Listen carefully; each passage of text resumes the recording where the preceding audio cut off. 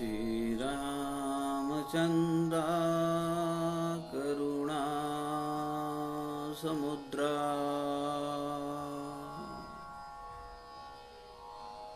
ध्यातो तुझी राजस योग मुद्रा नेत्री नये रे तुझ वीण निद्रा कै भेट शिवा मजला सुभद्रा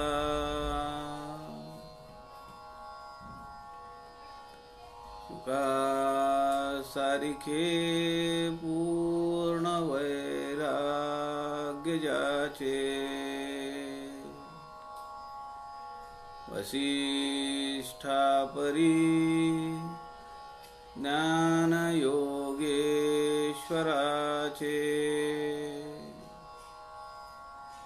कवी वाल्मीकी सारिखा मान्य ऐसा नमस्कार माझा सद्गुरु रामदासा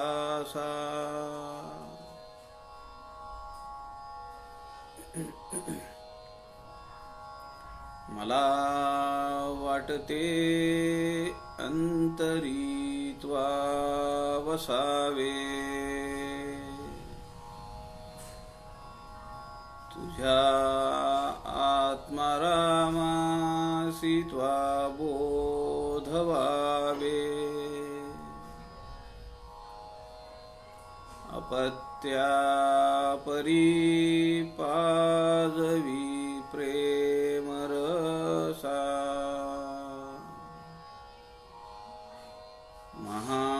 महाराजया सद्गुरु रामदासा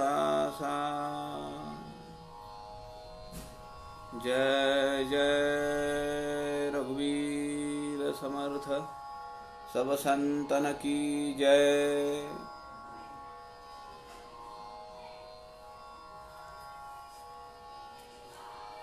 सज्जन हो नमस्कार।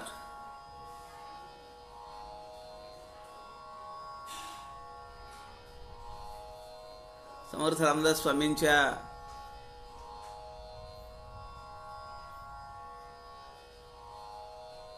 आत्माराम या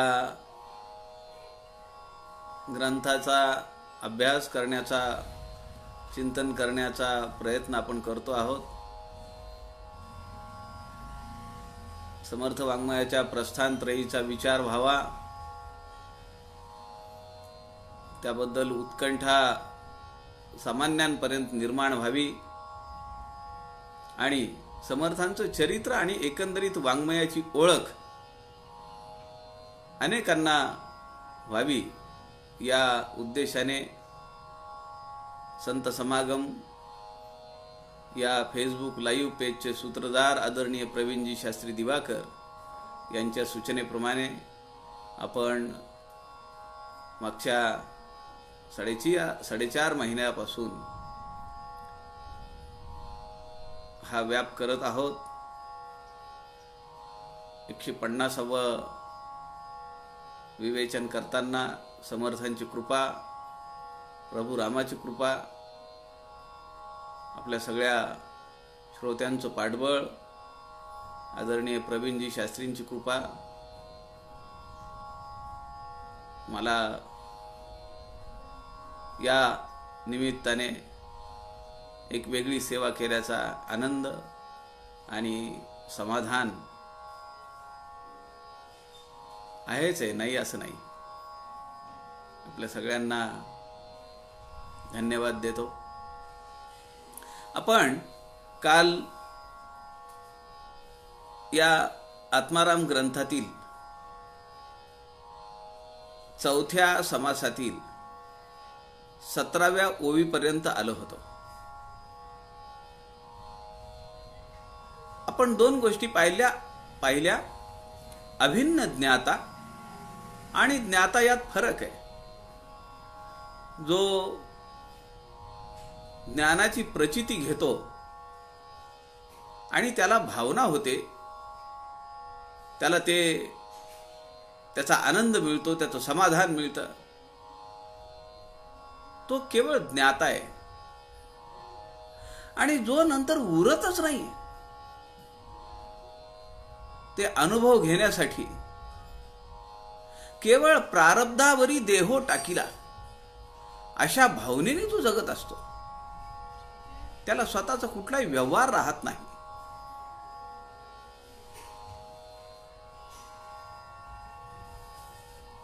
जेव्हा शिवाजी महाराज गेले निजधामी, ती तारीख आहे 3 एप्रिल 1680. त्या दिवशी हनुमान जयंती होती. छत्रपती शिवाजी महाराज 3 एप्रिल 1680 ला निजधामी गेले. त्या अगोदर ते गडावर आले. प्रपंचातल्या उद्विग्नतेमुळे ते बरेच दिवस गडावर राहिले आणि समर्थांनी त्यांची समजूत काढली, नाही जायला पाहिजे, राज्यकारभार पाहिला पाहिजे. तेव्हा शिवाजी महाराज निघाले आणि आज आपण सज्जनगडावर जात असताना जे एक मोठं दार लागतं, ज्याला शिवाजी महाद्वार असं नाव दिलेलं आहे, त्या दारापर्यंत समर्थ खाली उतरलेलेत. सोबत उद्धव स्वामी होते. शिवाजी महाराज निघाले आणि समर्थांच्या डोळ्यामध्ये पाणी दिसलं उद्धव स्वामींना. त्यांनी समर्थांना विचारलं, स्वामी, डोलियात पाणी? समर्थ म्हणाले, आता महाराज दिसणार नाहीत. उद्धव स्वामींनी दुसरा प्रश्न केला, किती दिवसांचा अवकाश? समर्थ म्हणाले, 50 दिवस. आणि राजे गेल्यानंतर समर्थांनी सगळे व्यवहार थांबवले.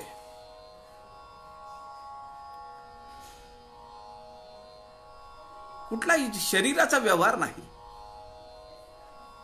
जेवण एक वेळ जेवायचं, खाल्लं तर खायचं, नाही तर खायचं नाही.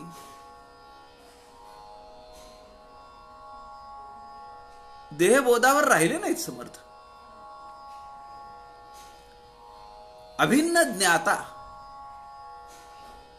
आता राजे गेलेले आहेत, आपल्या जगण्याला काही अर्थ राहिलेला नाही, आपलं जीवन कार्य जे आहे ते संपलेलं आहे या भावनेने. पण देह प्रारब्धावरी टाकीला. आणि समर्थ अखंड रामाच्या अनुसंधानात राहत होते. वर्ष 1.5 वर्षाचा नंतरचा काळ आहे. आपण गिरधर स्वामी त्यांनी जो समर्थ प्रताप लिहिलेला आहे त्यामध्ये हे सगळं वर्णन आलेलं आहे. गिरधर स्वामी हे समर्थकालीन आहेत, समर्थांच्या सोबत ते राहिलेलेच. म्हणून समर्थ प्रताप जो गिरधर स्वामींनी लिहिलाय ते सगळ्यात ऑथेंटिक चरित्र आहे समर्थ रामदासांचं. अभिन्न ज्ञाता. आणि त्यानंतर आपण पुढच्या श्लोकामध्ये पाहिलं, मोक्षाची संकल्पना. वेगळेपणे पाहो जाता मोक्ष न जोडे सर्वथा. त्या परब्रह्म स्वरूपापासून मी वेगळा आहे असं म्हणणं म्हणजे मोक्षापासून दूर जाणं आहे. मग आता संकेश्वर पीठाचे शंकराचार्य कल्याण सेवक महाराज त्यांनी मोक्ष या शब्दावर काही टीका लिहिली आहे. कुणी कुणी कसं मोक्षाची संकल्पना मांडलेली आहे त्याबद्दल त्यांनी लिहिलं आहे. वासना प्रक्षयो मोक्षः. वासनेचा सगळा मुळापासून तुटून गेल्या निर्वासन वृत्ती झाली तर तो मोक्ष आहे, असं श्रीमद शंकराचार्य म्हणतात, आद्य शंकराचार्य. चित्तस्य ब्रह्मार्थ विमोक्ष एव मोक्ष, असं विवेक चूडामणीकार म्हणतात. पुनरावृत्ती रहितम कैवल्यम मोक्ष. आता पुन्हा जाणीव येणे नाही. पुनरावृत्ती रहितम कैवल्यम मोक्ष, आद्य शंकराचार्य म्हणतात. प्रश्नोत्तर उपनिषदामध्ये मोक्ष या शब्दाची व्याख्या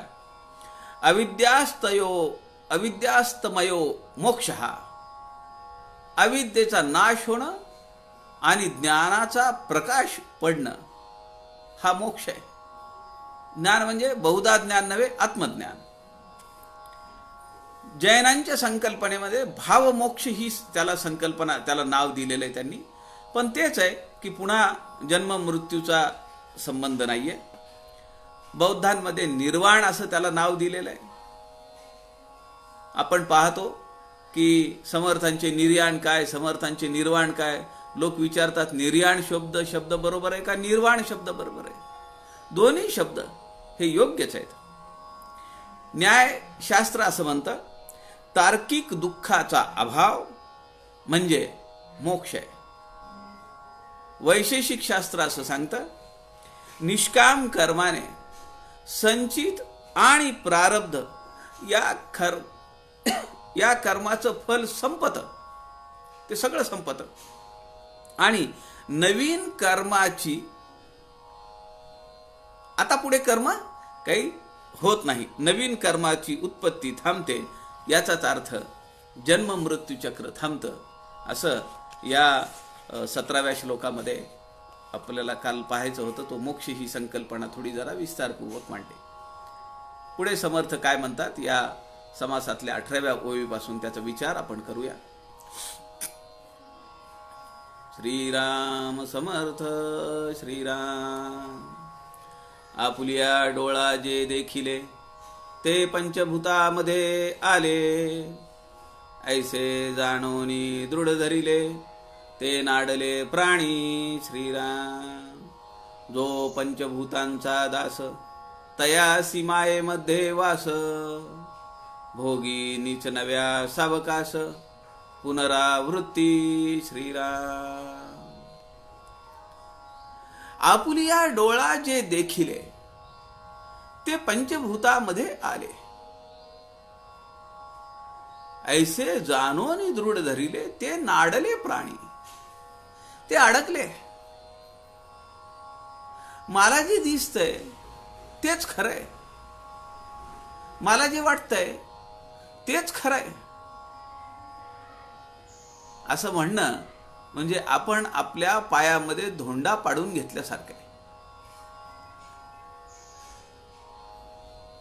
लोढणं अडकवल्यासारखं आहे. लोढणं आपल्याला माहिती आहे का?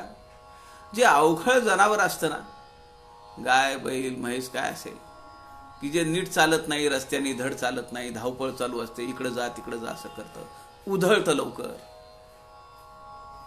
त्याच्या गळ्यामध्ये लोढणं अडकवतात. एक लांब लाकूड असतं आणि ते त्याच्या गळ्यामध्ये दोरीने असं खाली लोंबतं सोडलेलं असतं. त्यामुळे होतंय काय की ते जेव्हा इस्ततः पळतं तेव्हा ते लोढणं त्याच्या पायात येतं आणि ते त्याच्या पायात आल्यानंतर त्याला पाहिजे तसं पळता येत नाही. त्याला जिकडे जायचंय त्याला तिकडे जाता येत नाही. समर्थ त्या दृष्टीने म्हणतात की जो दृश्य विश्वामध्ये अडकला, पंचभूताच्या पसारामध्ये अडकला, तो प्राणी स्वतःला त्यांनी नाडवून घेतलं. ऐसे जाणून दृढ धरिले. मी जे पाहतो आहे तेच खरंय, दृढ धरिले. मी म्हणतो तेच खरंय, मला जे वाटतंय तेच खरंय. तुम्ही इतरांचा काही विचार घेणार की नाही?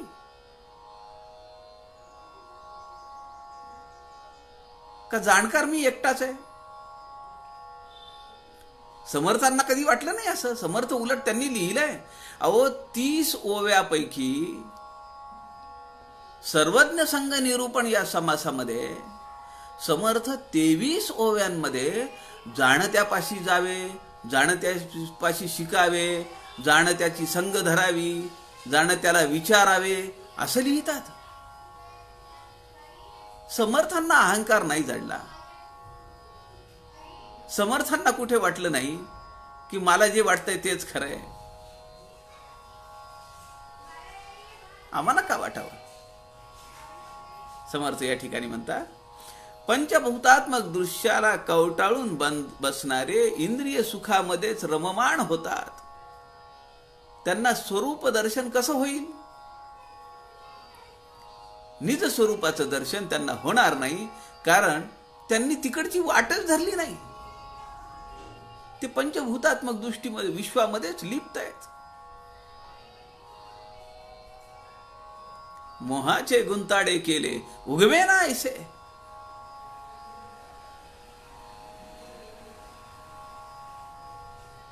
श्रुती माऊलींनी त्या परमात्म स्वरूपाला, निज स्वरूपाला अवांग मनस गोचर असं नाव दिलेलं आहे. अवांग मनस गोचर. गोचर म्हणजे पाहणे, अवांग म्हणजे अंग नसलेलं मन. अहो, मन तर एक इंद्रिय आहे आमच्या देहामध्ये. ते दाखवता नाही येणार. कर्मेंद्रिय आहे का ज्ञानेंद्रिय आहे काय आहे, पण ते एक इंद्रिय आहे. स्वतः भगवंतांनी सांगितले ना आपली विभूती सांगताना, इंद्रियानाम मनश्चास्मी. समर्थ दासबोधामध्ये म्हणतात, मग का आवरावी उर्मी? प्रश्न आहे साधकाला विचारलेला. मन जर भगवंताची विभूती असेल तर त्याच्याप्रमाणे चालू द्या ना. पण मनाच्या वर कोणीतरी आहे, ते अवांग मन आहे. त्याच्यानी मात्र त्या स्वरूपाला पाहता येतं. या चर्मदृष्टीने पाहता येत नाही. ज्ञानदृष्टीने त्याला सांभाळून ठेवता येत नाही. आपलं म्हणजे डबक्यातलं विश्व आहे. तो बेडूक असतो ना, एका डबक्यामध्ये विहिरीमध्ये पडलेला, त्याला वाटतं सगळं जग म्हणजे हेच आहे. त्याला माहिती नाही की ह्याच्यापेक्षा एक मोठी नदी आहे, ह्याच्यापेक्षा मोठा समुद्र आहे, आणि असे अनेक समुद्र या पृथ्वीच्या पाठीवर आहेत.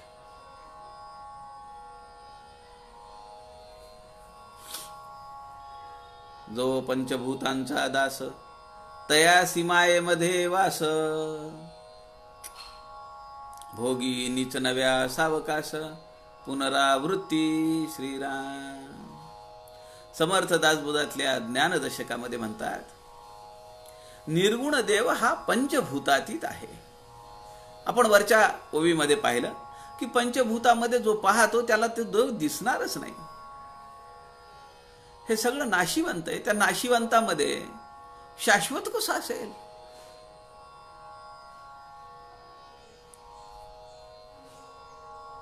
आठव्या दशकातल्या पहिल्या समासात समर्थ म्हणतात, तो सृष्टीभाव नव्हे. ते जे परब्रह्म स्वरूप आहे ते सृष्टीच्या भावामध्ये, सृष्टीच्या भावनेने नाही राहत आहे.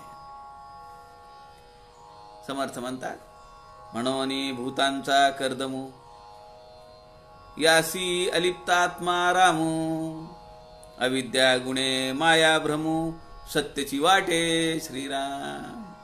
मायेच्या भ्रमामुळे मला ते सगळं सत्य वाटतं, आणि जे खरं सत्य आहे तिकडे माझं लक्षच जात नाहीये. 2-2.5 तासाचा जादूगाराचा खेळ असतो, आम्ही किती रममाण होतो. अर्ध्या तासाची मालिका आहे, त्यामध्ये 3 ब्रेक आहेत.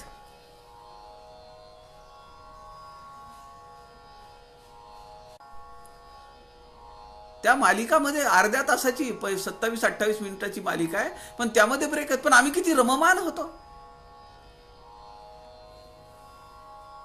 म्हणून भूतांचा कर्दमू, या पंचमहाभूतांचा चिखल केलाय, मिश्रण केलंय. यासी अलिप्त आत्माराम, ते जे आत्माराम आहे, ते जे आत्मस्वरूप आहे, ते जे परब्रह्म स्वरूप आहे, ते या सगळ्यापासून अलिप्त आहे. माझिया योगे झाले परी म्या नाही केले, मला त्यात धरू नका. अविद्या गुणे माया भ्रमू सत्तेची वाटे. पण अविद्येच्या बळामुळे, त्या भ्रमामुळे, मायेच्या भ्रमामुळे मला हे दृश्य विश्वच सत्य वाटतं. अंतरात्मा केवढा कैसा, पाहणाराची कोण दशा, देखिल्या ऐकिल्या ऐसा, विवेक सांगे श्रीराम. समर्थ म्हणतात, अरे पाहणारा जो आहे, जो त्याला अनुभवणारा आहे, त्याची यकश्चित आहे तो. कारण त्याला काही वर्ष आयुष्यमान आहे. 50 वर्ष, 70 वर्ष, 80 वर्ष, 100 वर्ष संपलं ना, अजून काय. फार विरळ आहे 102, 103 काय असेल ते. पण 60, 70, 80 मध्ये सगळा व्यवहार संपतो आता. आणि एका दृष्टीने बरा संपलेला. कोण करणार नंतर? कुणीही जवळ नाहीये. आमचे दासबोध सखोल अभ्यास उपक्रमाचे माजी संचालक आदरणीय तात्यासाहेब गाडगीळ असं म्हणतात, चलते फिरते उठाव, एकच प्रार्थना आहे म्हणाले समर्थांना. 91 वर्षाचं वय संपलंय, अजून चलते फिरते आहेत, काही आधार लागत नाही. आजपासून चालू होणाऱ्या दासबोध सखोल अभ्यास सप्ताहाच्या प्रवचनांची पूर्व प्रवचन मालिका आजपासून चालू आहे, संध्याकाळी 7 वाजता. आणि ते कार्यक्रम ते पाहणार आहेत. 91 वर्ष झाली आहेत. 85 वर्षाच्या पुढे लीला काकू गाडगीळ आहेत. 2-3 पावलं सलग उचलता येत नाहीत, पण त्या पण पाहणार आहेत. हा एक विलक्षण अनुभव आहे. परमात्म्याशी अखंड अनुसंधान असणे, समर्थांशी आमचं कायम अखंड अनुसंधान असणे, म्हणजे या दृश्य विश्वातून आम्ही आमची मुक्तता करून घेणं आहे. म्हणून जसं जमेल तसं मनाचे श्लोक असेल, दासबोध असेल, आत्माराम असेल, समर्थांचं स्फुट काव्य असेल, सवाया असतील, अभंग असतील, आरत्या असतील, काय असेल ते असेल. मौलींचा ज्ञानेश्वरी आहे, तुकारामांच्या गाथा आहेत, गोंदवलेकर महाराजांची प्रवचन आहेत, विवेक चुडामणी आहे, विचार सागर रहस्य आहे, उपनिषद आहेत. त्याही पुढे जाऊन जेवढं खाली खाली खाली उतरता येईल ना, तेवढं उतरावं. समर्थ म्हणतायत, अंतरात्मा केवढा कैसा, अरे देवासी त्रैलोक्य ठावे, तो आहे बहुधा काळाचा, आपण जो दिसांचा. त्याच्या आयुष्याच्या कंपॅरिझन मध्ये, तुलनेमध्ये आमचं आयुष्य समर्थ 2 दिवसांचा म्हणतात. हे सुद्धा खूप झालं. काही क्षण आहे, आत्ता जन्मला ना आत्ता मेला, संपला विषय. जे काही 2 क्षण 3 क्षण लागले असतील हे बोलण्यासाठी, हा घ्या जन्म झाला, अहो गेला ना. ब्रह्माच्या आयुष्याच्या तुलनेमध्ये आमचं आयुष्य असंच आहे, काही सेकंदाच आहे. म्हणून समर्थ या ठिकाणी म्हणतात, अंतरात्मा केवढा कैसा, किती व्यापक आहे, किती विस्तीर्ण आहे. तो असतच असे, अणुमात्र फरक पडत नाही त्याला. असे कित्येक ब्रह्मांड तो रचतो आणि कित्येक ब्रह्मांडाचा नाश होतो. पाहणाराची कोण दशा, त्याच्या स्वरूपाच्या समोर हा पाहणारा, हा जो साधक आहे, याची पात्रता काय. आणि समजा तो जर पुढे समर्थ म्हणतात, देखिल्या ऐकिल्या ऐशा, विवेकच सांगे. आणि तो जर म्हणत असेल की मी परब्रह्म स्वरूपाची प्राप्ती घेतलेली आहे, त्याच्याशी माझी प्रचिती आलेली आहे, मला अनुभव घेतलेला आहे, त्याचं तर काही विचारायलाच नको. मग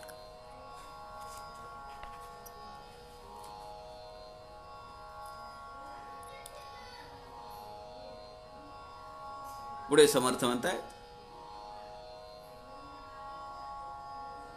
जो पंचभूताचा दास, तयासी मायेमध्ये वास, भोगी नीच नव्या सावकाश. समर्थांच्या शब्दांची रचना पहा, काही घाई करत नाही म्हणले, सावकाश भोगतोय. खरंय का नाही? मला तुम्ही सांगा, वाटतं का की फार झाला आता, बाकीचं तर काही नाही, व्हावा कोरोना, निघावा आपण इथून, वाटतं. समर्थ किती यथार्थ वर्णन करतायत. समर्थ म्हणतायत, भोगी नीच नव्या, नीच म्हणजे पुन्हा ते शब्द नित्य आला, नित्य नव्या, आणि कसा सावकाश, काही घाई नाहीये त्याला. अरे तुला जायचंय ना तिथं, आढळपत पाहिजे ना.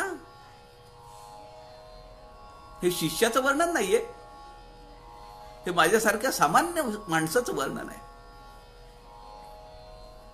समर्थ म्हणतात पुनरावृत्ती, अनेक वृत्ती, पुनरपि जननम पुनरपि मरणम, जननी जठरे शयनम. आणि कशासाठी हे, का भोगावं लागतं, का पुन्हा पुन्हा येणं जाणं व्हावं लागतं.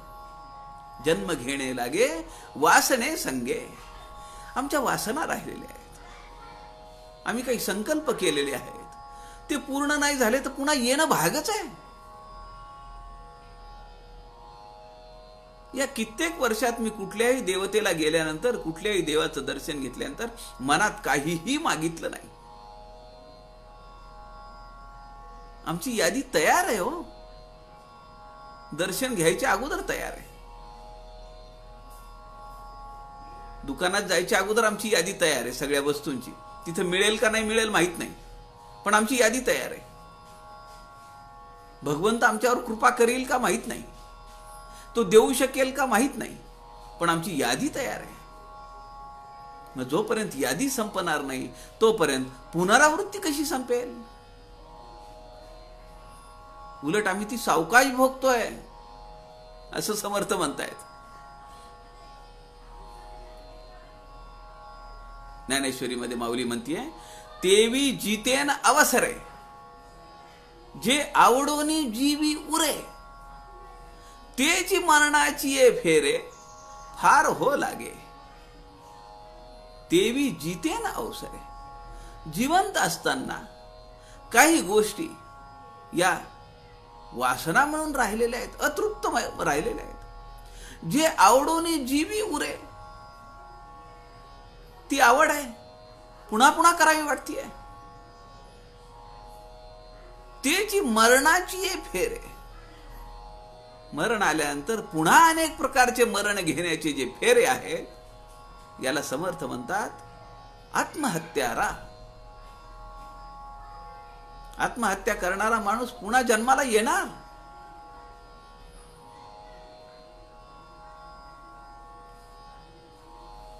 आता हे सगळं ऐकतोय शिष्य, त्याच्या मनात एक शंका आली. तो म्हणतो, तो शिष्ये विनंती केली, म्हणे आशंका उद्भवली, पंचभूतांची सेवा केली बहुतेकी श्रीराम. सकळ सृष्टीमध्ये जन, साधू संत आणि सज्जन, करीती भूतांचे भजन, धातु पाषाण मूर्ती श्रीराम. शिष्याला एक शंका आली आहे, मनात प्रश्न पडला. तो शिष्य विनंती केली.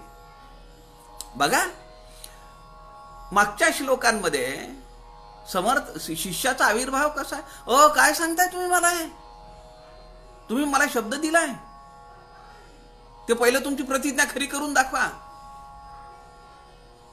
ज्ञान कर, ज्ञान प्राप्त कर, साधना कर, भक्ती ज्ञान वैराग्य दाखव, हे मला काही नाही सांगू नका. तुम्ही म्हणालात मला नाशिवंत दे, मी तुला आढळपद दिलो, मी तुम्हाला नाशिवंत दिलेलं आहे, मला माझं आढळपद द्या. तुम्ही तुमच्या शब्दाला जागा. अशी बोली, अशी भाषा शिष्याची होती. आता शिष्य कसा झालाय, आता तो विनंती करतोय. तद्विधी प्रणिपातेन परिप्रश्नेन सेवया.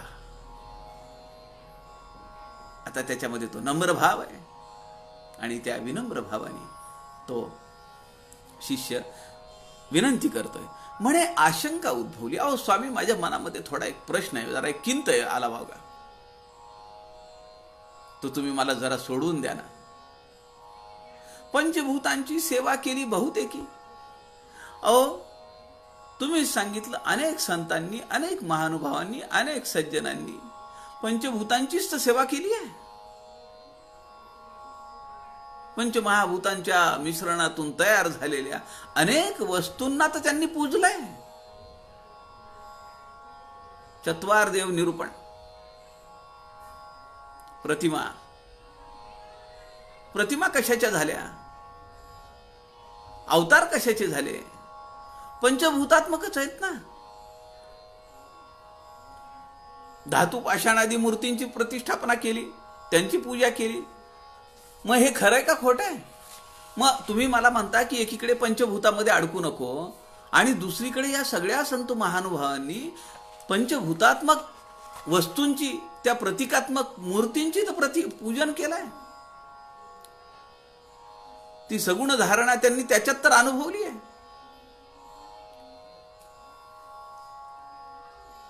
पुढे शिष्य म्हणतो, सकळ सृष्टीमध्ये जन साधू संत आणि सज्जना करीती भूतांचे भजना धातू पाषाण मूर्ती श्रीराम. धातू पाषाण यांच्याच मूर्त्या आहेत. अहो, ते कमी पडलं म्हणून काय रवीचा देव, तांदळाचा देव, बाण खडे काय काय घेतलंय लोकांनी आणि त्याचं पूजन केलेलं आहे. सकळ सृष्टीमध्ये जन, यात कोण आहे मला तुम्ही असं दाखवा की ज्यांनी सगुणोपासना केली नाही.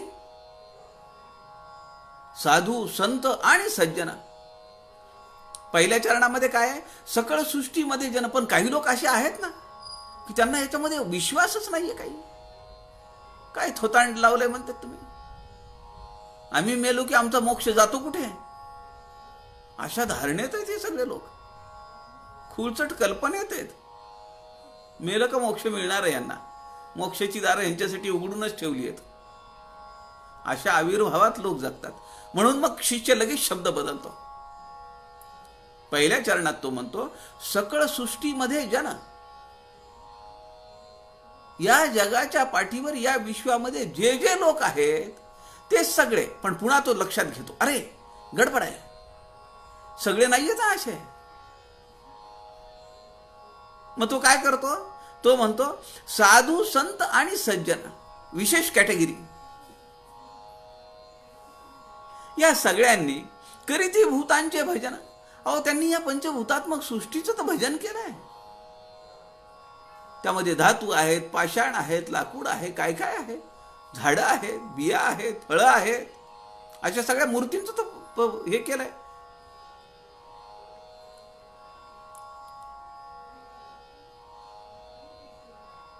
पहिला समास आपण पाहिला पाहिजे.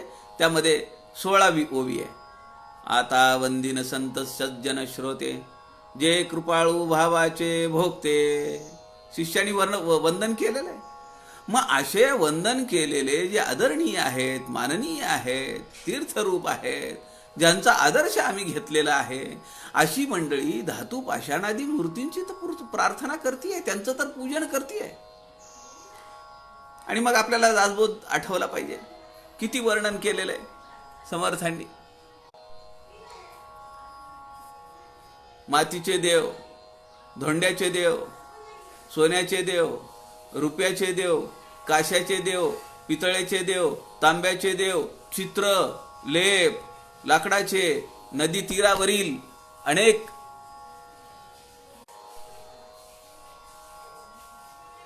बाण, तांदळे, शाळीग्राम,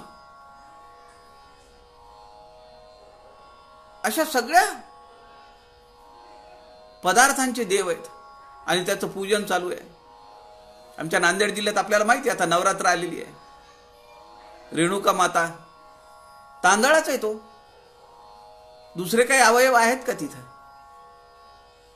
अनेक ठिकाणी रेणुका माता ही तांदळाचीच आहे. एक गोल दगड आहे आणि त्याला त्या जगन्मातेचं स्वरूप मानलेलं आहे. अनेक लाकडांचे देव आहेत. झाडांना आपण म्हणलेलं आहे. चित्र, तांब्याचे. अहो, आता महालक्ष्मी झाल्या ना, मी एका ठिकाणी गेलो होतो. 2 मोठे तांबे आहेत आणि त्याचा मुखवटा आहे. आणि त्यांनी मला सांगितलं आमची 4थी पिढी आहे म्हणाले ही. आणि नुसता मुखवटा म्हणजे त्यावर दरवर्षी ते तांब्या तयार करून घेतलेला आहे तसा गोल, दरवर्षी ते त्यावर रंगवतात, डोळे, नाक आणि ओठ. दरवर्षी ते काढायचं, स्वच्छ पुसायचं आणि ते रंगवायचं. तांब्याचे, काशाचे, पितळेचे, सोन्याचे, चांदीचे, रुपयाचे. समर्थ म्हणतात पाषाणाचा देव केला, एके दिवशी भंगोन गेला. तेणे भक्त दुःखवला, रडे पडे अक्रंदे श्रीराम. त्याला वाटतं की अरे बापरे, काय अरिष्ट ओढवला आहे माझ्यावर, काय होतं बाबा, कोरोना येतो काय माझ्या घरी. ज्या मूर्तीची मी पूजा करतो आहे हात भंगला, पायाला तडा गेला, काहीतरी अरिष्ट आहे. समर्थ अशा साधकाला म्हणतात पाषाणाचा देव केला, एके दिवशी भंगोन गेला. आता जाणारच आहे ना तो, त्याला तडा पडणार, पण पडला तर दुसरा देव करावा, त्याच्यावर उपाय आहे ना, तो पाण्यामध्ये प्रवाहित करावा. पण हा जो साधक आहे तेणे भक्त दुःखवला, रडे पडे आक्रंदे, जमिनीवर पडतो, रडतो जोरजोरात, अरिष्ट येईल म्हणतो, असं झालं तसं झालं. देव घडीला सोनारी, देव ओतीला ओतारी, एक देव घडीला पाथरी, पाषाणाचा श्रीराम. आता या ठिकाणी एक क्रिया आहे की सगळे संत, साधू, सज्जन, महानुभाव जे आहेत ते धातूच्या मूर्तीची पूजा करतात. अहो, क्रिया केल्याशिवाय माझं प्रेम आहे हे समजेल का? आमचे स्वामी वरदानंद भारती त्यांच्या विवेचनामध्ये म्हणतात की क्रियेच्या माध्यमातून त्याशिवाय प्रेम अभिव्यक्त करता येत नाही. मग त्यांनी बरीच उदाहरणं दिलेली आहेत. आप्पा असं म्हणतात, स्वामी वरदानंद भारती म्हणतात की आईचं मुलावर प्रेम आहे, मग ते प्रेम कशाने व्यक्त होतं? त्याचे शी-सूचे कपडे बदलण्याने व्यक्त होतं, त्याला नाहू माखू घालण्याने व्यक्त होतं, त्याला चांगले कपडे घालण्याने व्यक्त होतं, त्याला फिरायला नेण्याने व्यक्त होतं, त्याचं एखादं गोड पापा घेण्याने व्यक्त होतं. मग जेव्हा ते ऐकत नाही तेव्हा आई त्याच्या थोबाडीत देते, त्याच्या पाठीत धपाटा घालते, तेव्हा ते प्रेम व्यक्त होत नाही का? शेवटी क्रिया महत्वाची आहे, क्रियेतूनच प्रेम व्यक्त होतं. आप्पा पुढे जाऊन असं म्हणतात, पत्नी पतीवर प्रेम करते, पतीला काय पाहिजे, काय हवं नको ते बघते. आज काय म्हणतायत खायला करायचंय, लॉकडाऊन चालू आहे, आज हा पदार्थ करा, तो करायचा, कंटाळा आला त्याचा, आता आज हे करा ते करा, हे सगळं बघते. प्रेयसी प्रियकरावर प्रेम करते, त्याचा हवं नको ते बघते.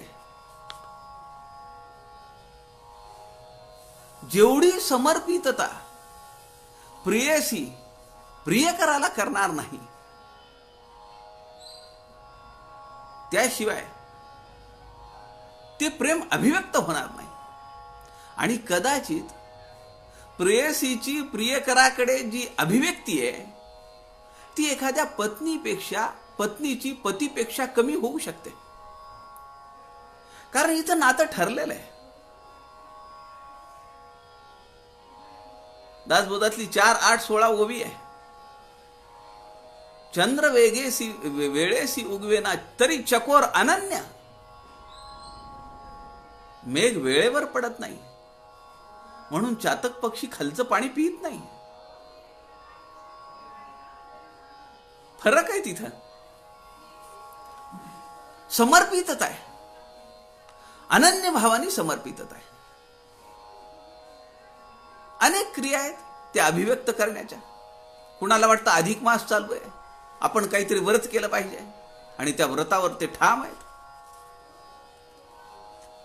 आता अशी क्रिया तर हॉटेलमध्ये पण होते ना. जेवायला देणं, आपण जाऊन बसल्याबरोबर आपल्याला ताट वाढून येतं, लगेच तांब्या प्यायला येतो. जेवण झालं का घरी मिळणार नाही अशी लगेचच बडीशोपची वाटी पुढे येते. दातात काही अडकलं असेल तर ते टोकरण्यासाठी काड्या येतात. घरी मिळतात का? पण घरच्या क्रियेमध्ये आणि त्या क्रियेमध्ये फरक आहे. तिथं अपेक्षा आहे, आणि जिथं अपेक्षा आली तिथं खरं प्रेम नाही आहे. तिथं टीप मिळेल ही अपेक्षा आहे, म्हणून तो पुढे उभा राहतो. अजून काही पाहिजे का? सारखं येऊन विचारतो. कोल्ड्रिंक आणू का जेवण झाल्यानंतर म्हणतो. आईस्क्रीम घेणार का म्हणतो. काही स्वीट डिश आणू का म्हणतो. किती वेळा येतो, आपल्यालाच ऑकवर्ड होतं. पण त्याचं सगळं लक्ष नंतर बिलाच्या पाकिटासोबत मिळणाऱ्या टीपकडे. तुम्ही एका ठिकाणी एखाद्या हॉटेलमध्ये जा, एक 2-4 दिवस जा आणि दररोज टीप द्या. 5व्या दिवशी देऊ नका. 6व्या दिवशी तो तेवढ्या चक्रा मारणार नाही जेवढ्या 3ऱ्या-4थ्या दिवशी मारल्या तेवढ्या. त्याच्या चेहऱ्यावरचा भाव वेगळा आहे आज. अपेक्षा ठेवून जर प्रेम केलं तर ते खरं प्रेम नाहीये.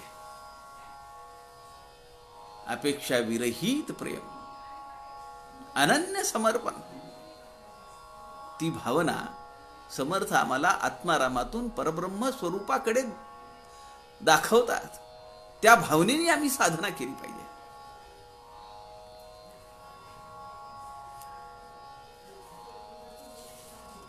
आता हे सगळा विचार जो आहे ते आप्पा म्हणतात, हे जे मी सगळं सांगतोय, पती पत्नीचं प्रेम, प्रेयसीचं प्रेम, हॉटेलमधल्या त्या वेटरचं प्रेम, किंवा आईचं मुलावरचं प्रेम, हे सगळं ह्याच्यासाठी आहे की क्रियेत सापडणं म्हणजे पंचमहाभूतात सापडणं असं जे शिष्याला वाटतंय ते संत साधूंच्या ठाई नाहीये.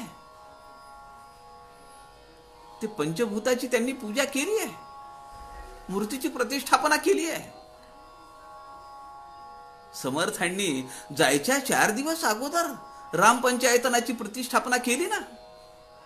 आज जी आपण गडावर तंजावरच्या आर्णीकरांनी, अंध कारागिरांनी तयार केलेल्या ज्या मूर्त्या पाहतो आपण, त्या मूर्तीची समर्थांनी प्रतिष्ठापना केलेली आहे, जायच्या 4 दिवस अगोदर केलेली आहे. पण समर्थ त्यात अडकून पडले का? आम्ही पंचभूतात्मक मूर्त्यांची प्रतिष्ठापना करतो, पूजन करतो, अनेक संकल्प करतो आणि त्यातच अडकतो. हा सामान्य माणूस आहे. आणि ते करायचं म्हणून करणं, विहित कर्म म्हणून करणं, एक आदर्श उभा करायचा आहे समाजाच्या समोर म्हणून करणं, आणि पाहिजे तेव्हा आपण अलिप्त होणं, हे संत साधू सज्जन महानुभावांची प्रक्रिया आहे. हा फरक आहे. पण शिष्याच्या लक्षात येत नाही. शिष्य म्हणतो, तुम्ही सगळी मोठमोठी माणसं सांगितली, दासबोधामध्येही नावं घेतली, ज्ञानेश्वर, याज्ञवल्क, तुकाराम महाराज, कुणाकुणाची सगळ्यांची नावं घेतली तुम्ही, व्यास ऋषी, महर्षी, अनेक महर्षींची, ऋषी मुनींची नावं घेतली, आणि त्या सगळ्या लोकांनी पंचमहाभूताशिवाय काय केलं दुसरं? पंचमहाभूताचीच तर पूजा केली, त्याचंच तर नाव घेतलं ना. त्यांनी तर यात्रा भरवल्या ना. समर्थांनी यात्रा भरवल्या नाहीत का? 1646 पहिला उत्सव चालू केलेला आहे समर्थांनी, रामोत्सव पहिला उत्सव आहे.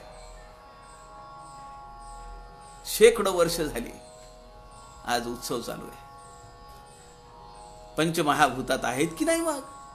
मग ते अडकले नाहीत का? मग तो शिष्य म्हणतो ते म्हणजे शहाणे, आणि आम्ही पंचभूतात अडकलं तर आम्ही काय वेडे आहोत का? ही मला शंका आली आहे स्वामी, याचं तुम्ही कृपा करून निराकरण करा. हे मला समजावून सांगा.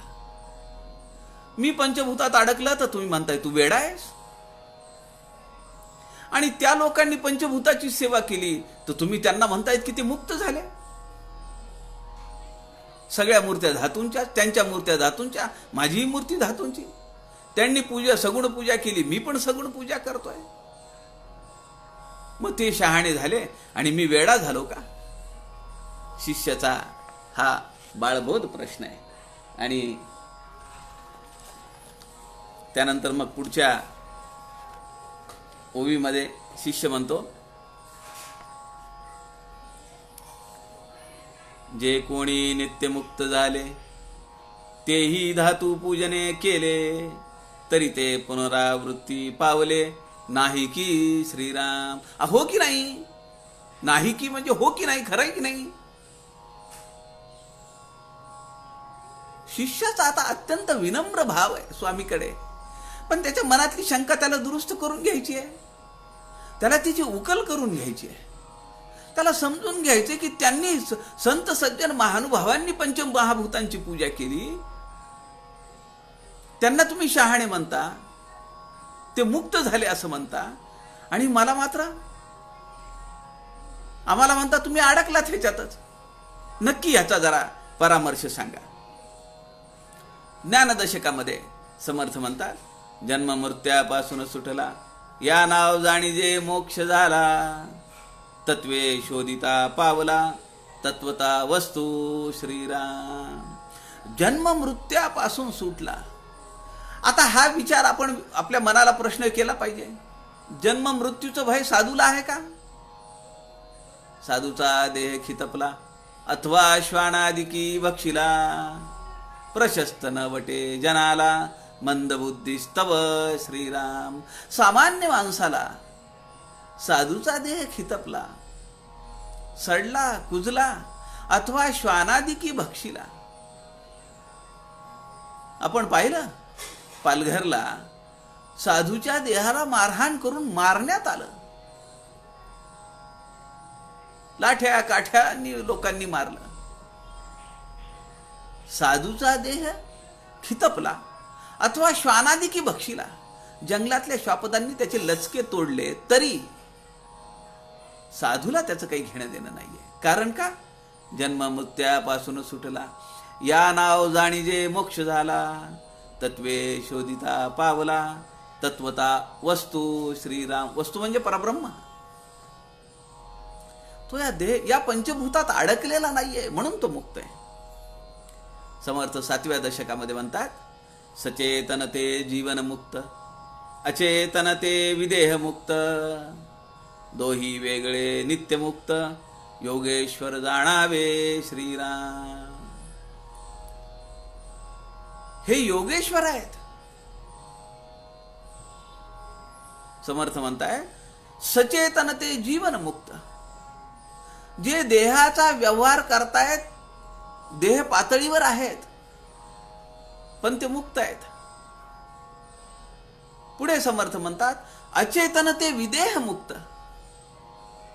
ज्यांनी देहाचा व्यापार थांबवलाय, ज्यांनी देहाचं कर्म सगळं थांबवलंय, जेवायला मिळालं काय, नाही मिळालं काय, काही फरक पडत नाही.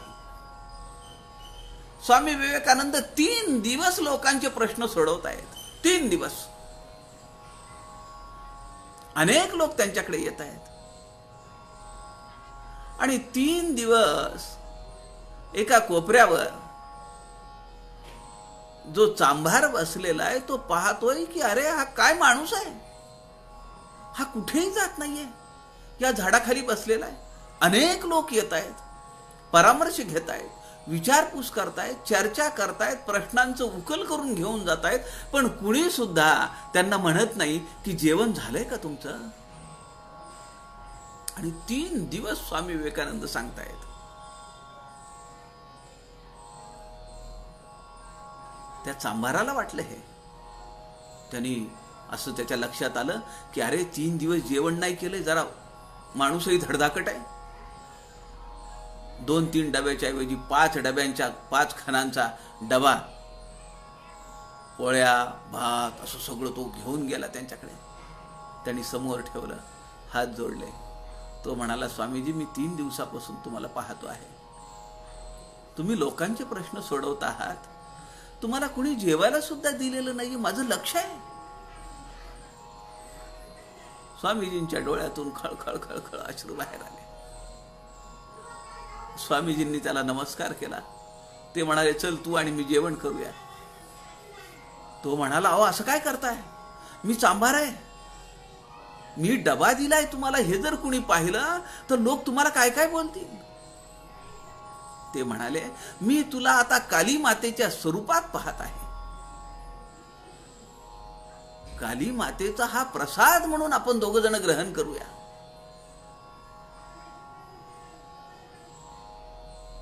समर्थ या ठिकाणी सांगतायत, सचेतनते जीवन मुक्त. देह चालू आहे, पण ते या देहातून मुक्त झालेले आहेत, जीवनातून मुक्त झालेले आहेत. अचेतन, देहभान विसरलाय.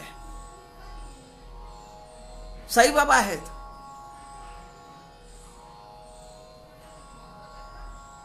4 फुटाची फळी आहे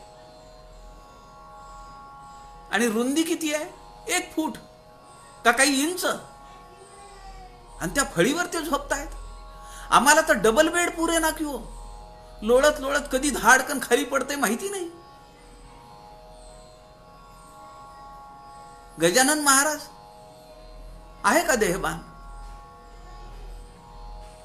अचेतन, देहभान ज्यांचं विसरलेलं आहे ते विदेह मुक्त, दोही वेगळे नित्य मुक्त. समर्थ म्हणतायत, योगेश्वर जाणावे. दासबोधामध्ये समर्थ म्हणतात, सगुणाचेणी आधारे निर्गुण पाविजे निर्धारे, सारासार विचारे संत संगे श्रीराम. अरे जो सारासार विचार त्या महानुभावांजवळ आहे, संतांजवळ आहे, सज्जनांजवळ आहे, तुझ्याकडे आहे का? ते करतायत ते, पण तुला वाटतं की ते पंचमहाभूतात अडकलेत, पंचमहाभूतांचीच पूजा करतायत. पण पंचमहाभूतांमुळे त्यांचं काही अडलेलं नाहीये. त्यांना जेवण मिळालं काय? चहा मिळाला काय? नाश्ता मिळाला काय? कपडे आहेत नाही आहेत, धुतलेले आहेत नाही धुतलेले आहेत, नवीन आहेत. तुला तर कपड्यांना इस्त्री केल्याशिवाय चालत नाही. सकाळचं जेवण दुपारी संध्याकाळी नाही चालत. चहामध्ये थोडी साखर कमी पडली, चहा पावडर कमी पडली तर तू पुन्हा म्हणतोस याला उकळून आणा, अजून साखर टाका. ते अडकलेत का? मग त्यांची तुझी बरोबरी कशी करतो? असो ऐसा भगवत भाव, जो ये संसारी विरक्त. समर्थ म्हणताय 14व्या दशकामध्ये, तयास मानिती मुक्त साधू जना. संसार करू नये, निसंग भावन हिमालयातच जावं. असं केलं म्हणजेच तो जीवन मुक्त आहे असं आहे का? समर्थ म्हणताय, असो ऐसा भगवत भक्त. असू दे, असा असलेला सुद्धा कोण आहे? भगवत भक्त आहे. कसा आहे? जो ये संसारी विरक्त. ती विरक्तता आमच्यात आली आहे का? आम्हाला तर साध्या साध्या अपमान, मान, सन्मान ह्याच्यात आम्ही अडकून बसलो. नाही आम्हाला ते सहन होत, पण ते सहन करता आलं पाहिजे.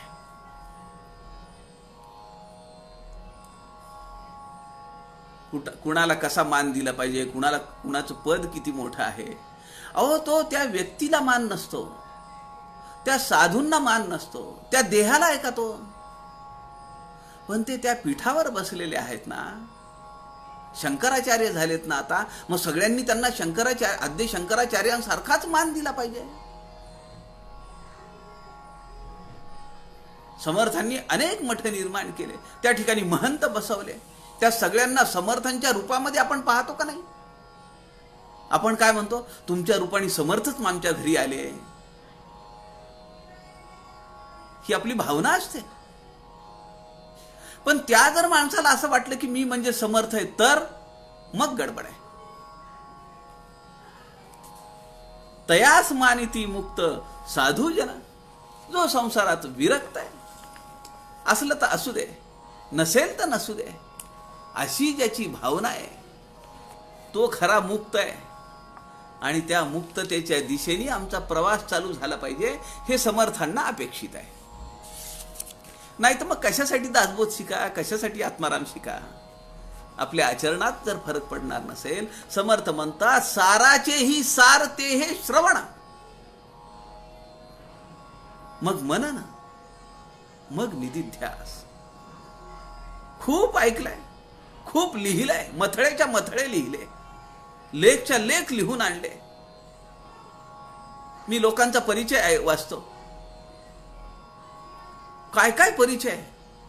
अहो, जेवढं त्यांचं भाषण आहे तेवढा तर त्यांचा परिचय आहे. मी पाहतोय आत्ता अनेक व्यासपीठ आहेत, अनेक गट आहेत, अनेक पारायण चर्चा, अनेक पारायण समूह आहेत. मनाच्या श्लोकांचे पारायण समूह, दासबोधाचे पारायण समूह, गाथांचे पारायण समूह. मग ते त्यांना विचारतात तुमचा परिचय सांगा. मग ते परिचय छापलेला पाठवतात. अक्षरशः 2 पानं परिचय. दासबोधावर 10 मिनिटं बोलायचंय. किती? 10 मिनिटं. त्यातला 1 मिनिट तर नमनालाच जातो. प्रत्येक जण 2-2 श्लोक घेतो. अहो, तुम्हाला 10 मिनिटं दिली आहेत ना, मग त्याचं चीज करा ना. त्या 10 मिनिटामध्ये तुम्ही श्लोकामध्ये वेळ घालवणार, इकडे तिकडे फिरणार, मुद्द्यावर कधी येणार, आणि तुमचा परिचय तुम्ही 2-2 पानं पाठवणार. दासबोधावरचं सांगणं तुमचं विवेचन महत्वाचं का तुमचा परिचय महत्वाचा? पंचभूतात्मक सृष्टीमध्ये कोण अडकलंय? शिष्याला आलेली शंका आहे. म्हणून शिष्य आपल्या स्वामींना विचारतो आणि विनंतीपूर्वक विचारतो.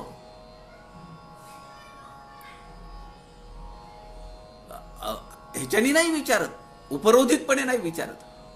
तो संपला उपरोधिकपणा. माझा प्रश्न आहे, तुम्ही मला सोडवला पाहिजे अशी भावना नाहीये. ती अगोदर होती. तुम्ही मला शब्द दिला, तुमची प्रतिज्ञा पाळली पाहिजे, ती भावना अगोदर आहे. आता नाहीये. आता तो विनंती करतो, स्वामी, माझ्या मनामध्ये एक शंका आहे आणि त्या शंकेचं तुम्ही निरसन करा ना प्लीज.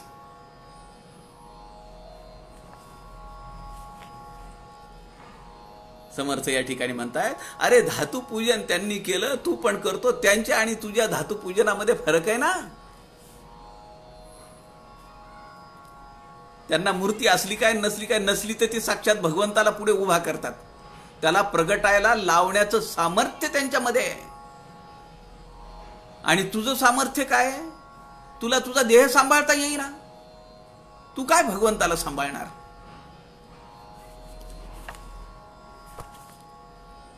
ऐसा शिष्याचा अंतर्भाव, जाणोनी आनंदला गुरुराव. म्हणे शीघ्रची हा अनुभव, पावेल आता श्रीराम. ती शिष्याच्या चेहऱ्यावरचा अत्यंतिक नम्र भाव स्वामी पाहतात आणि स्वामींना आनंद वाटतो. समर्थांना खूप भरून आलं. समर्थ म्हणतात, वा, आता तापलंय. ऐसा शिष्याचा अंतर्भाव, जाणोनी आनंदला गुरुराव. गुरूंना, स्वामींना आता आनंद झाला. म्हणे शीघ्रची हा अनुभव पावेल आता. आता हा परिपक्व झालाय, याची साधना फळाला आली आहे, याच्यातला अहंकार गेलाय. हा मला माझं वचन दाखवत नाहीये, मी दिलेला शब्द मला स्मरणात आणून द्यायला हा पुढे आलेला नाहीये. हा विनम्र भावाने आपल्या मनात, खरीच त्याच्या मनामध्ये जी शंका आली आहे, विकल्प आलाय, प्रश्न आलाय, किंत आलाय, त्याची उकल करून घेण्यासाठी तो असा बोलतो आहे. आता याची योग्यता झाली आहे असं समर्थांना वाटतं. आणि म्हणून या ठिकाणी जाणोनी आनंदला गुरुराव. स्वामींना आनंद वाटला, समर्थांना आनंद वाटला. ऐसे विचारुनिया मनी, कृपा दृष्टी न्याहाळुनी, शिष्याप्रती सुवचनी, स्वामी बोलते झाले श्रीराम. आता इथं मजा अशी आहे की जो शिष्य समर्थांना म्हणत होता की तुम्ही मला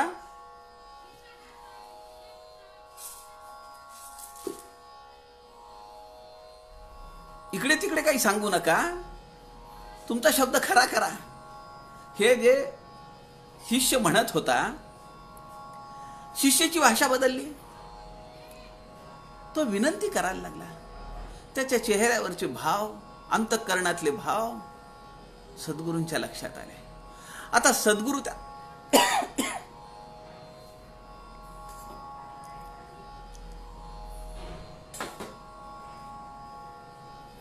आता सद्गुरू त्याला फटरे पडत मूर्खा म्हणतील का?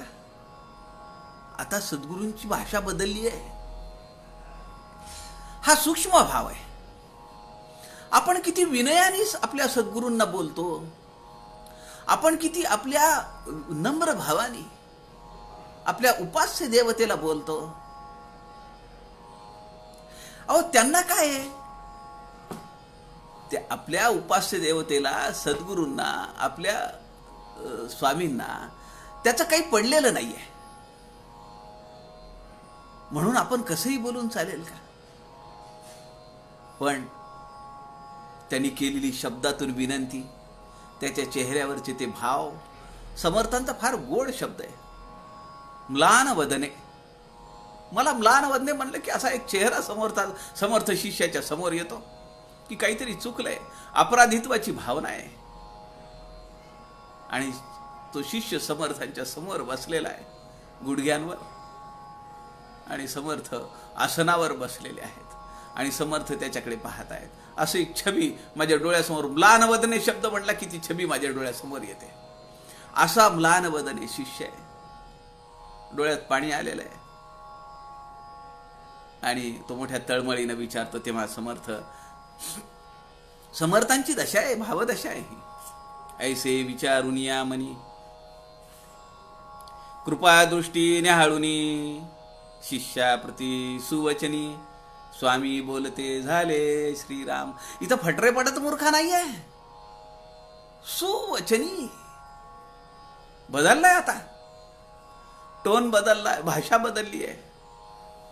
त्याच्याकडे कृपा दृष्टीने स्वामी पाहतात, मोठ्या प्रेमाने त्याला जवळ घेतात, त्याच्या पाठीवरनं हात फिरवतात, त्याच्यावर कृपेचा वर्षाव करतात आणि त्याला अत्यंत गोड बाणीमध्ये ते म्हणतात, अरे ये तू जवळ, आता मी तुला सांगतो त्यातला काय फरक आहे. दोघांमधला फरक सांगितला. पंचमहाभूतातली पूजा नको म्हणतात, पंचमहाभूतात सापडू नये म्हणतात. त्याचं कारण समर्थ आता त्या शिष्याला सांगू लागले. प्राणी देह सोडून जाती, परिवासनात्मक शरीरे उरती, तेने पुनरावृत्ती भोगिती, वासना उरलिया श्रीराम. समर्थ म्हणताय, एक पहिला तू लक्षात घे फरक काय. प्राणी देह सोडून जाती, त्यांनाही मरण आहे, तुलाही मरण आहे, सगळ्यांना मरण आहे. प्राणी देह सोडून या जाती, परी वासनात्मक शरीरे उरती. ते वासनेच्या संगाने जन्म घेऊन आले होते का? तसं नाहीये. ते काहीतरी कार्य करण्यासाठी आले, काही दिवस ठरवून आले. त्याला भगवंतानी गीतेमध्ये शब्द वापरलाय, योग भ्रष्टो भी जायते. केलेली साधना कधीच वाया जात नाही. नाही मिळणार आम्हाला या जन्मात परब्रह्म स्वरूपाची प्राप्ती, पण आम्ही केलेला दासबोधाचा अभ्यास, आम्ही केलेला आत्मारामाचा अभ्यास हा वाया नाही जाणार. जे ईश्वरी अवतार असतात ना, ते तसे असतात. ते पण आपल्या सामान्य माणसासारखे जगतात. ते साधनाचं टप्पा करत करत करत करत करत करत करत पुढे जात असताना सहज मागे वळून बघतात आणि ते पाहतात, अरे ज्या समाजातून मी आलो, ज्या समाजाने मला वाढवलं, माझं सगळं पालन पोषण केलं, तो समाज तर तसाच खितपत पडलेला आहे, अज्ञानात आहे, अंधारात आहे. मग त्यांना तळमळ वाटते. ते म्हणतात, नाही आता माझी साधना मी इथं थांबवतो. ते परत तिथून निघतात, पुन्हा जन्म घेतात. त्याला माऊलींनी फार गोड शब्द आहे, योग भ्रष्ट. आणि ते ह्या सगळ्या क्रियेला, सगळ्या प्रक्रियेला माऊली असं म्हणतीये, योग भ्रष्टोभिजायते. समर्थ या ठिकाणी म्हणतात, परी वासनात्मक शरीरे उरती, आपली उरतात, त्यांची उरली का? तेने पुनरावृत्ती भोगिती, वासना उरलिया श्रीराम.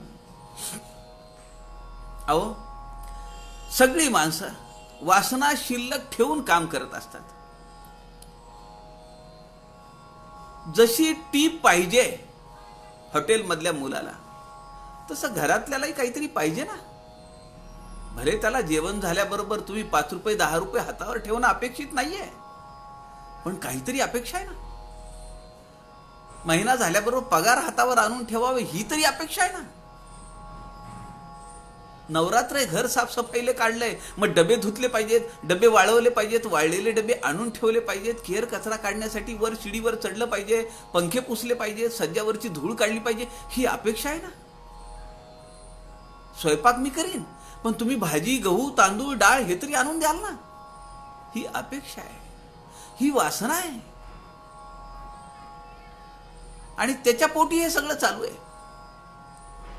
घरातल्या मुली घ्या, सुना घ्या, नवरा घ्या, बायको घ्या, आई वडील, सगळी सगळी वासना आहे.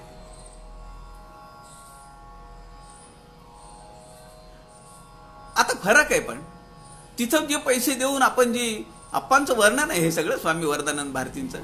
स्वामी असं म्हणतात वरदानंद भारती की तुम्ही हॉटेलमध्ये दिल्यानंतर तुम्ही त्याला टीप दिली, त्याला म्हणू शकता, अरे काय भाजी केली रे आज, 2 दिवस झालं मी जेवतो, छान भाजी होती. तो म्हणतो, हो का सर, मी किचनमध्ये विचारतो, सांगतो मी किचनमध्ये, मालकांना सांगतो, कुकला सांगतो, असं तो म्हणतो. असं जर आपण घरात म्हणलं तर, मला सहज हे वाचत असताना माझ्या डोळ्यासमोर प्रश्न आला की आपण जर असं म्हणलं तर, की तिथं चांगली भाजी होती आणि काय भाजी केली आहे घरात, घरातले म्हणतील ठीक आहे मग तिथंच जा ना, असं होऊ शकतं.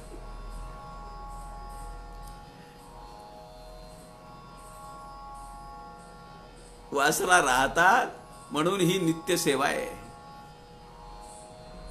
घरातली असेल, बाहेरची असेल, साधू संतांच्या महानुभावांच्या बाबतीमध्ये कुठलीही वासना शिल्लक राहत नाही. म्हणून त्यांना सूक्ष्म देहाचं काही कारण नाही. पुनरपि जननम पुनरपि मरणम पुनरपि जननी जठरे शयनम. चरपट पंजरिकेतला हा श्लोक आहे. हा त्यांच्या कानी कपाळी नाहीये, त्यांच्या वाऱ्याला सुद्धा लागत नाही. हा फरक समर्थांनी सांगितला. कारण समर्थ म्हणतात, जनांचा लालची स्वभाव आरंभीच म्हणती देव, म्हणजे काहीतरी देव ऐशी वासना श्रीराम. अहो, देवाचं करायचंय तर तिथं लोक संकल्प करतात, यादी घेऊन जातात. घरातल्या माणसाचं करायचंय, शेजाऱ्याचं करायचंय, गल्लीतल्या माणसाचं करायचंय, तर का नको मनामध्ये यायला? पण साधूच्या मनामध्ये असं येत नाही. त्याच्या आश्रमामध्ये किती लोक आले, किती जेवण केलंय, कोण किती सेवेला राहिलंय, त्याला त्याच्याशी काही घेणं देणं नाहीये.